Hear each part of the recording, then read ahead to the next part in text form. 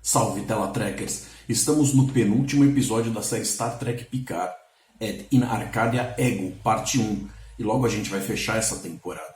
Então vamos lá, seguir agora com o meu recap review a respeito do que eu achei desse episódio. Eu vou começar sem spoilers e aviso quando eles forem começar. De modo geral, eu achei que esse episódio de Picard foi meio que um balde de informações. Eles, ao longo da série, foram esticando informações que eram bastante desnecessárias, não trabalharam outras que talvez fossem mais importantes para a trama, e a gente agora vai ter aí uma pressa para conseguir vencer certos elementos que vão fazer essa trama fazer sentido.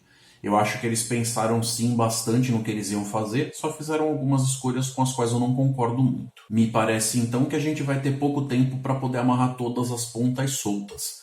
E é possível que ou a gente fique com algumas delas sem resposta mesmo, ou eles deixem algumas dessas coisas para falar sobre elas na segunda temporada. As coisas que estão acontecendo aqui na série Picard com certeza vão influenciar a franquia por muitos anos. Só que eu creio que apesar de ter algumas coisas muito boas aqui, isso ainda vai deixar um gosto amargo na boca. Foi interessante ver o retorno de alguns personagens ou atores que a gente já tinha visto antes na franquia e a gente tem eles como queridos. Um deles em particular foi bacana pra caramba ver, tendo a chance de interpretar um personagem diferente, mas não chegou a ser bem uma surpresa porque o nome dele já estava nos créditos. Em algum nível eu acho que esse episódio se prejudicou um pouco por ter uma falta de uma mensagem mais clara. Eles tentaram dizer algo, depois eles meio que voltaram atrás, e aí eles se autocorrigiram de novo, então ficou uma coisa um pouquinho perdida. Eu creio que tudo isso faz parte de um conceito geral, mas as escolhas que eles fizeram para poder transmitir essa mensagem me pareceram um pouco equivocadas. E o fato de eu querer uma mensagem clara não significa que eu quero que ela seja simplista. Eu só quero que ela tenha coesão dentro da ideologia que ela está usando para poder conversar com a gente, já que Star Trek sempre se beneficiou pra caramba com ser uma ferramenta poderosa de comentário social. Dentre os pontos positivos, esse episódio deixa pra gente uma semente para tornar o século 25 da franquia um baita de um terreno fértil. Eu vi mais Star Trek nesse episódio do que em episódios passados, mas a mecânica em si da narrativa pareceu muito mais com os episódios da nova geração que a gente via na década de 80. Picard é uma série de baixo orçamento. É interessante que eles conseguem fazer alguns pequenos milagres com o dinheiro que eles têm para investir em cada episódio. Você pode até não concordar com os roteiros, mas eles tiram leite de pedra para fazer muitas cenas lindas. Já em relação aos pontos negativos, esse episódio acabou ficando bastante entulhado. É como se eles tivessem acumulado uma série de assuntos e agora eles foram tocar um pouquinho em cada um e ainda resolveram apresentar assuntos novos. Você tem um monte de conversas ali, montando coisas no penúltimo episódio que já era um momento de você estar descendo a colina com as respostas e não indo buscar mais perguntas. O episódio acaba sofrendo com uma certa falta de sutileza para algumas coisas. É como se você meio que parasse aquele capítulo da novela para falar sobre a qualidade daquela margarina, que você vê que é uma coisa que foi colocada de forma artificial ali.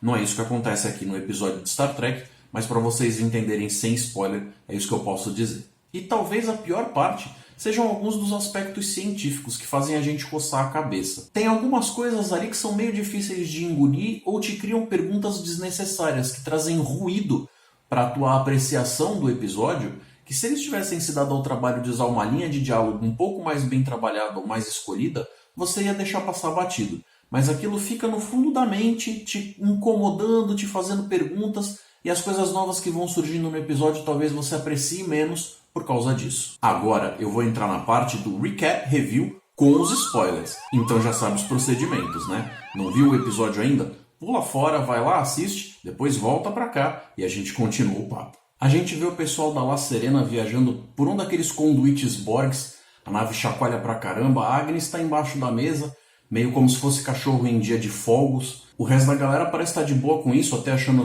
tudo meio fascinante. Já não sei se ficou tão claro o lance do problema com os Chronitons para eles poderem fazer essa viagem. A gente chega a Coppelius e parece que aquele plano de fazer uma pausa na estação Deep Space 12, justamente e especificamente para deixar a Agnes, foi realmente abandonado por enquanto, o que leva a crer que essa personagem vai sim ter uma chance de redenção. A nave acaba entrando em alerta vermelho, tá lá o danadinho do Narek de volta, enchendo o saco. Esse personagem conseguiu ser muito pentelho a série inteira, achei ele super morno. Eu vejo que o ator é bom, ele não é um ator que deixa tanto assim a desejar, mas as escolhas que deram para esse personagem são bem fracas, as coisinhas que ele faz não são tão interessantes assim, e aí nessa cena a gente tem o negócio dos cintos de segurança que já tinha sido proposto numa cena deletada de Nemesis. Durante o confronto, a Soji acaba ficando bem crente ali de que as táticas que estão sendo usadas são uma espécie de mentira, de engodo do Narek, tanto que tem uma determinada parte onde parece que ele está sem sinais vitais, aquele negócio todo. A Soji tinha um aspecto muito mais ingênuo, que talvez fizesse parte da programação dela para poder cobrir a missão dela, como se ela tivesse uma personalidade diferente. Mas a partir do momento que ela foi ativada, é como se uma série de recursos que ela agora vê a vida com outros olhos ficasse do nada aparente para ela de forma muito mais clara.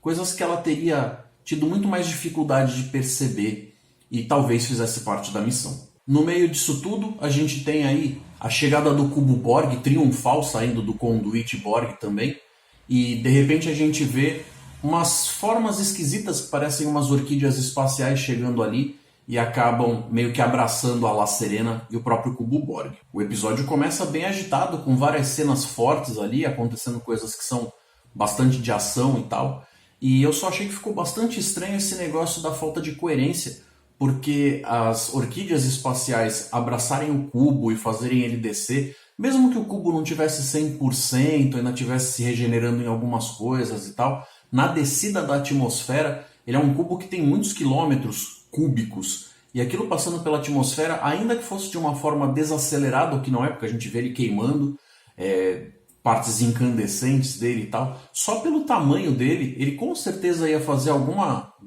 coisa ruim, algum estrago grande com a atmosfera, pelo menos para quem vive ali perto.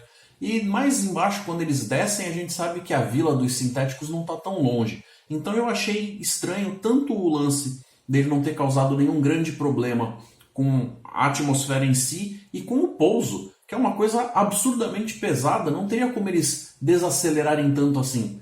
Há quem tenha dito que as orquídeas devam ter dado um jeito de desacelerar, mas não me parece ter muita lógica nisso. E não é porque ficção científica que tudo pode. Logo nessa cena aí a gente já vai ter uma parte onde, quando a gente descobre que está tudo bem com os personagens, o Picard ficou meio ambíguo o que está acontecendo com ele ali. Ele parece até meio possuído, que ele está com a cabeça para trás, os olhos fechados. Ele acaba falando a frase do obrigado por vocês terem vindo, mas não ficou claro se ele estava dizendo isso como um agradecimento para essa tripulação ter acompanhado ele, já que embarcaram nessa aventura junto com o cara, ou se ele estava de repente falando com uma voz que pertencia a alguma outra entidade. O Rios, a Raf, a Soji, todo mundo ali está contando o que está acontecendo do seu ponto de vista, seja o Rios falando a respeito do como a nave está, a parte estrutural, a Raf falando da parte mais tática, a Soji comentando a respeito da relação que ela tem com o planeta em si, das coisas que ela vai conseguindo acessar na memória. Mas o que me pareceu bastante estranho é a forma como os roteiristas escolheram retratar certos aspectos da Raf. Porque em algum momento ela parece ser absolutamente dependente de álcool e de droga e tal, ela está super encolhida e realmente lutando para conseguir sequer ficar do lado dessa galera, e nessa cena seguinte, de repente você já tem aí ela super centrada, sendo capaz de organizar as coisas e sendo um ponto essencial daquela equipe. Antes de resolver seguir para a Vila dos Sintéticos, o pessoal decide dar um pulo no cubo Borg, que desceu pesado pra caramba, mais do que a consciência do Alex Kurtzman, mas aparentemente não machucou ninguém. O Picard tem a esperança de encontrar o Elnor e o Hugh, mas ele tá indo lá meio na base da sorte, porque ele não tem certeza de nada. Ele não sabe como é que ficaram as pessoas que ele deixou para trás. Para surpresa do Picard, quando ele chega lá, ele acaba encontrando a 7 de 9 e eles têm uma troca bem bacana. Com os recursos do cubo Borg, eles acabam descobrindo que tem uma frota de 218 naves romulanas vindo para cá, com sangue nos olhos, babando e com vontade de destruir tudo. Eles não deram uma explicação do tipo de nave que a gente está vendo na tela. Eu sinto falta de modelos que a gente já viu antes na franquia. A gente não sabe exatamente o que aconteceu com elas durante esses últimos 14 anos aí, ou mais, desde que aconteceu o problema com a explosão da estrela de Romulus. Mas 218 naves sendo usadas toda em prol de um capricho de uma galera que é meio que dissidente ou escondida do resto do Império Romulano para fazer uma atividade específica, me pareceu um pouco esquisita essa escolha dos roteiristas. Eles não justificaram bem o como é que alguém que estava dependendo de ajuda da Federação consegue dispor de tantas naves. Elas foram construídas depois, onde esse povo, a princípio, devia estar com uma quantidade de recursos muito baixa ou praticamente nula. Antes de ir embora, o Picard passa o bastão, metaforicamente falando, ali para o Elnor e para Sete, e ele acaba indo na direção da luz, né? A cena é composta de uma forma que a saída está bem iluminada. Quando ele vai para lá, fica uma coisa poética. Achei uma simbologia muito interessante que eles usaram ali. Lembrando que um pouco antes de sair da La Serena, o Picard contou para a galera que ele tem uma síndrome fatal, terminal, e ele não quer falar a respeito disso, mas ele meio que já está deixando claro pro pessoal que o personagem está perto de um ponto de despedida. A gente chega na Vila dos Sintéticos e a gente vê um show de gêmeos para tudo quanto é lado, a gente vê os personagens duplicadinhos, mas eu não lembro deles em nenhum momento terem se dado ao trabalho de fazer um comentário razoável do porquê que esses seres artificiais têm que ser feitos em pares. A gente já tinha visto isso em Star Trek, num episódio da série clássica com o Mudge. Foi um jeito que eles encontraram na época, na década de 60, quando a produção era muito dependente de coisas muito menos técnicas e muito mais lúdicas para poder justificar que eram personagens artificiais. O fato de você ver gêmeos reforçava isso. Hoje, eu não sei se foi uma escolha que tem um embasamento escolhido específico ou se eles só remeteram a algo que a gente já tinha conhecimento na franquia. Mas você vê vários estágios com personagens que transitam entre o muito artificial e o basicamente humano mesmo, como se fossem vários estágios de uma evolução. A Soji é recebida e ela diz que de fato completou a missão dela. É aí que a gente vê a chegada do personagem Altan Inigo Sun, que é uma espécie de irmão biológico do Data, seria um filho de verdade do Dr. Noonien Sun, e é a chance do Brent Spiner voltar a interpretar mais um personagem da família na telinha. O engraçado nessa família é que todos os genes parecem ser dominantes, porque todos eles têm exatamente a mesma cara. O Rios acaba se assustando com a Sutra, que é a irmã da Jana, que estava envolvida naquele incidente com o capitão dele lá atrás. E essa Sutra, ela é uma versão da Soji que tem uma aparência mais puxada para o lado do Data, em termos de artificialidade. A Sutra tem uma teoria de que a mensagem deixada lá naquele planeta Aya, no meio das 8 estrelas, seja uma mensagem que foi endereçada para a vida sintética e não para a vida biológica. Para descobrir isso, ela meio que pede para Agnes a liberdade de fazer um elo, uma fusão mental vulcana com ela, o que ficou absolutamente esquisito, porque isso não era uma coisa que deveria ser meio que específica da espécie dos vulcanos, talvez até os romulanos que compartilham uma carga genética absolutamente grande com eles e tal. É uma coisa que você aprende. A gente já viu outros personagens na franquia conseguindo fazer, por exemplo, a pinça vulcana. Mas aí teria uma lógica muito mais de o ponto de pressão onde você está colocando os dedos e tal, fica mais fácil de engolir. Em relação ao elo mental, eu já não sei se desceu tão bem assim. E é uma daquelas coisas científicas que a gente fica coçando a cabeça e distrai a gente do que está acontecendo no episódio. E aí vem aquela proposta de plot twist, onde a gente vê que, na verdade, os sintéticos são os mocinhos. Como se fosse uma ignorância da parte dos seres biológicos de temer justamente esse negócio de, a partir de um determinado momento, a criatura vai se voltar contra o Criador. A Agnes troca uma ideia com o Altan e eles falam a respeito de vida, morte, escolhas, corpos físicos, mentes e tudo mais. E essa é uma daquelas cenas que eu estava comentando lá em cima, na parte sem spoiler, a respeito das peças serem movidas sem tanta sutileza e tal. Essa coisa que eles colocam ali, que é chamada de Golem, é um recurso que a gente ainda não sabe exatamente para que eles vão usar, mas fica bem na cara que é uma saída de roteiro que a qualquer momento pode ser usada para você ou trazer de volta ou preservar um personagem na trama. Quando a Soji vai conversar com a Sutra, a gente vê que a Sutra tem um jeito muito mais sensual, muito mais cheio de nuances e sutilezas. Ela acaba lembrando mais o jeito do Lore do que do Data. Nessa cena, elas estão conversando a respeito dos planos para saber o que eles vão fazer quanto ao ataque romulano. E a gente tem uma cena com uma troca emocional ali entre o Rios e a Agnes, que é justamente quando eles acabam conhecendo o gatinho Spot 2. Essa cena teve um baita tom de despedida e reforça a ideia de que talvez um dos dois, mas provavelmente a Agnes, não vai chegar até o final da temporada. A Raf e o Picard acabam recebendo um aparelhinho esquisito ali, que a gente não consegue entender bem como é. eles deixam vago o significado do propósito e como funciona ele, que lembra muito uma ocarina. E nessa cena a gente vê toda uma carga de emoções sendo trocadas entre a Raffi e o Picard, de coisas que não seriam exatamente um amor romântico, mas um amor entre pessoas que se conhecem, se respeitam, quase uma coisa meio platônica ali.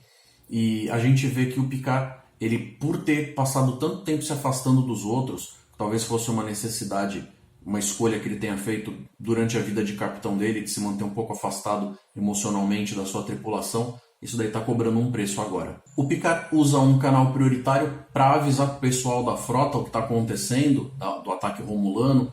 Ele fala a respeito de ter feito esse primeiro contato com o pessoal da espécie da SOJ. E apesar do fato dele estar fazendo isso no melhor interesse de manter as coisas dentro do nível do que a frota sempre pregou e tudo mais, pelo fato dele já ter dado um olé na Almirante Clancy ali, quando eles marcaram de se encontrar na estação Deep Space 12, ela provavelmente quando chegar não vai estar muito feliz com o que aconteceu.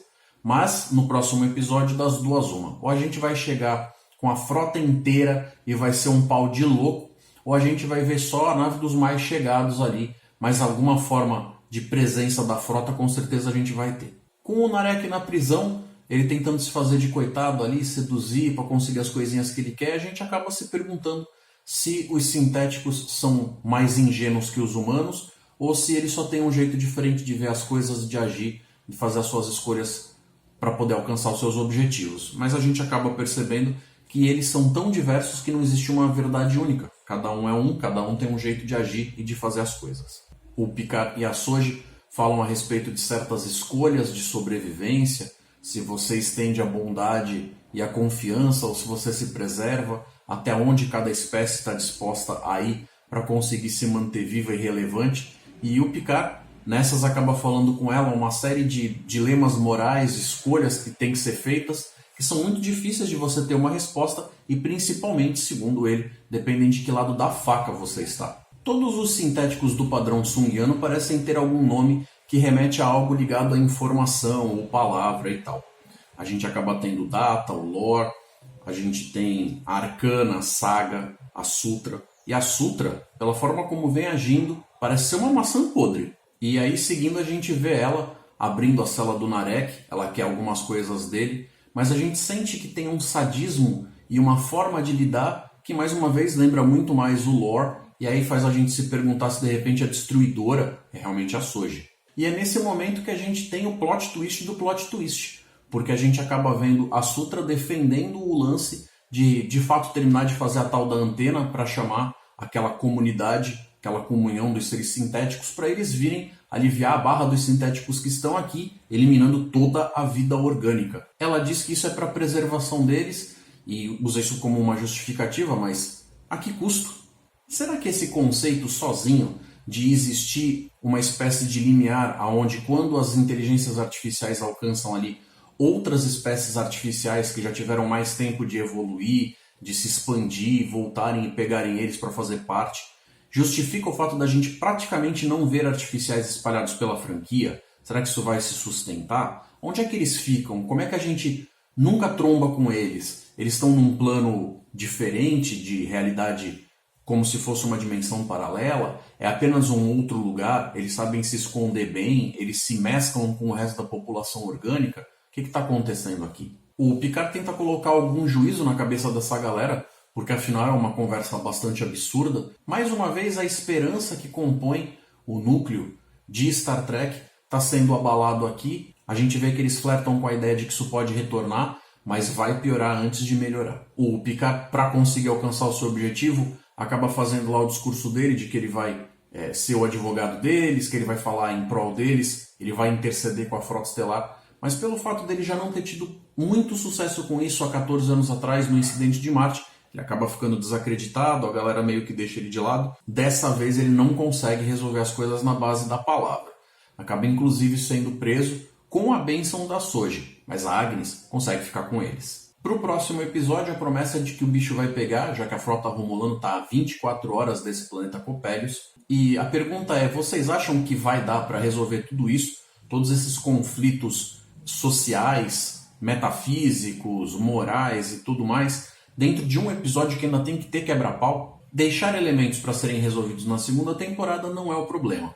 O meu medo é que esse último episódio acabe deixando a primeira temporada com um final insatisfatório e, principalmente, uma ligação que eles podem fazer com o Discovery. Agora só falta mais um, gente. Obrigado por terem assistido até aqui. Espero que vocês tenham gostado. Se você é novo, considere se inscrever no canal. Dê um joinha, dê um like aqui para mim, para me ajudar. Isso me incentiva bastante. Deixe comentários. Vamos seguir com compartilhamento se você conhece alguém que curta esse assunto. Se você puder passar para frente, ativa o sininho para ficar informado quando sai novidade. Inscreva-se no grupo. Eu vou deixar vários links na descrição desse vídeo e não se esqueça desses recados importantes aqui. Pessoal, lembrando vocês de que aos sábados tem as lives do Diário do Capitão no canal do Thiago Maldonado às 2 da tarde. Todo sábado ele e seus convidados comentam o episódio da semana ao vivo e você pode interagir via chat. Link na tela e na descrição. E se você quer ter todos os reviews dos episódios em um só lugar, acesse a TNN, Trackers News Network. Link na tela e na descrição.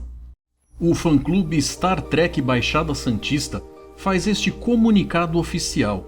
De acordo com as dificuldades resultantes da pandemia mundial do coronavírus, estamos por tempo indeterminado suspendendo as apresentações do clube do episódio que seriam realizadas na Cinemateca de Santos.